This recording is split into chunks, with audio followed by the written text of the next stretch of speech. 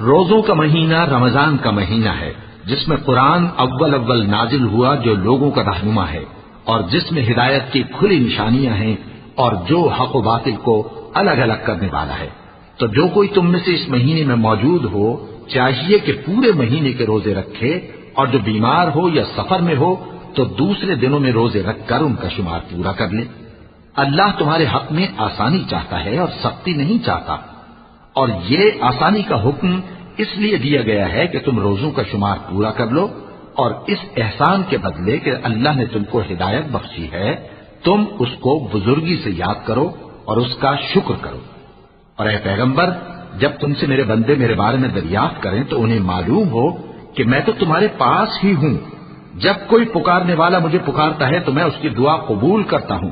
تو ان کو چاہیے کہ میرے حکموں کو مانیں اور مجھ پر ایمان رکھیں تاکہ نیک رستے